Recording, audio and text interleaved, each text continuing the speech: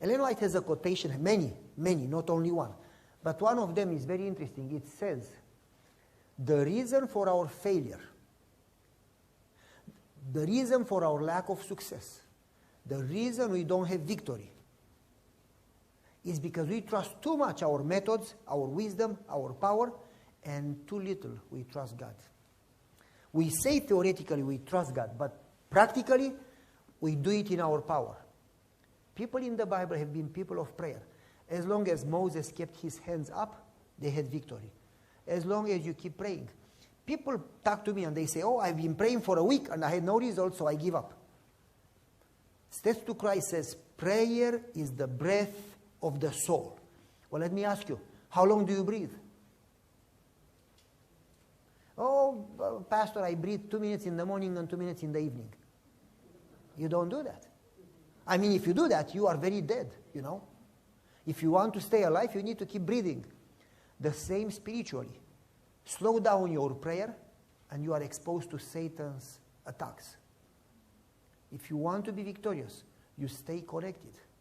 Jesus says in John 15, I am the vine, you are the branches. Separated from me, you can do how much? How much is nothing? 1%? Nothing means nothing, 0. But if you abide in me and I in you, you'll produce much fruit. We know theoretically, but practically we don't do it. People of faith have been people of prayer. How could God tell Abraham, sacrifice your son, if Abraham was not a man of prayer? He would not even understand God's voice. Moreover, to obey it, he would say, maybe I ate too much pizza last night. How could God tell me to kill my son, you know? How could Noah work 120 years alive to build an ark when there was never rain? To spend 120 years for something that didn't make any sense. He must have known God's voice so well. When God said, build an ark, he was sure it is God, so he didn't need to understand in order to obey. If you don't talk to God a lot, you don't know God, you don't know his voice, you don't trust him, then God cannot work for you or through you. You need to be connected in order to know him, in order to trust him. We have a problem in trusting God. We pray and then we doubt. We pray and then what if he doesn't answer?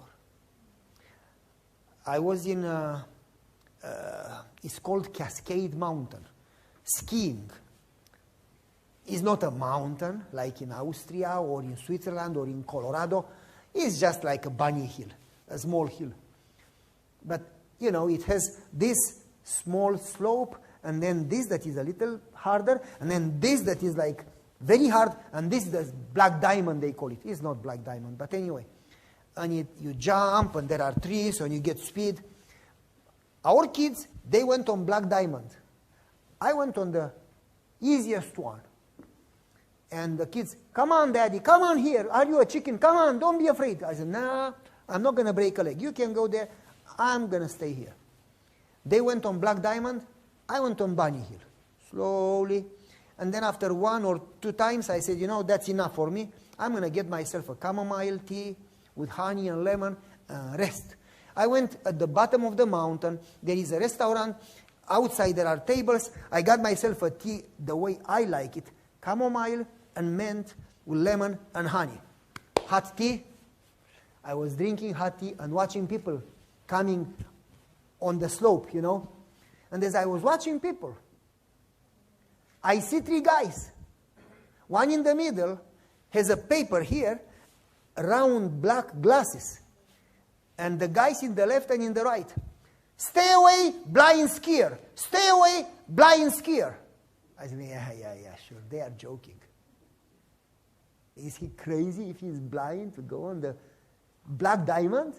That's not normal, you know. And they would say, left, right, straight, a little left, straight, left. You know, what's this? Finally, they got at the bottom of the mountain, and guess what? They came to my table, and they got themselves a hot chocolate. And I go to the blind guy, and I did that with my hand. And I said, you can see, don't you? He said, nope. Nothing, no. Shadows, nothing. Lights, nothing. I was born blind. I don't see anything. It's all dark. I said, what's wrong with you to go on Black Diamond? Do you want to die? He said, well, alone I cannot do it. But my friends are ski instructors. And I know them and I trust them with my life. If I am with them, I am secure. This guy would trust two people. And we don't trust our God. We pray and we doubt. What if it doesn't work? Why don't we trust God? You cannot trust a stranger. We trust him because we don't know him. Why don't we know him? Because we talk a lot about God, but very little with God. You see, people in the Bible are people of prayer. People of prayer. I remember talking in one of my sermons about George Mueller. You know, have you heard about George Mueller in England? He fed thousands and thousands and thousands of orphans. History says that he saved a whole generation of young people. And he raised, if my math is right, over $140 million. In that time, when money had value, without asking for a penny, he would just pray and money would come.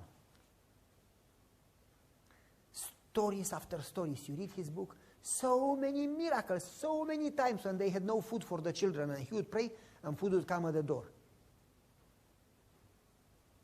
He had 5 friends. When he was young, he gave his life to Jesus. These 5 friends didn't want to get baptized or to have anything to do with God. And he started to pray for them. And after about, I don't remember, after about 6, 8, 10 months, I don't remember, don't quote me on that, one of the 5 friends got baptized. But then he kept praying. 3 years later, another one got baptized. And then he kept praying. 18 years later, another one got baptized. And the last 2, they never got baptized. So he kept praying for 70 years. How long did I say? Over 70 years. I don't remember the number, but it's about 74, 75, 76. I don't remember. Over 70 years. And they asked him, you see, God doesn't answer. You have been praying for 70 years. And he said, I am still waiting for the answer in faith. How many times have you prayed 70 years for somebody? He said, I am praying every day so God could keep working for them every day. Isn't that nice? And he died without an answer. At his funeral, one of the 2 friends that didn't give his life to Jesus turned around and he got baptized. And then 4 months later, the other one. So eventually all 5. The prayer was answered.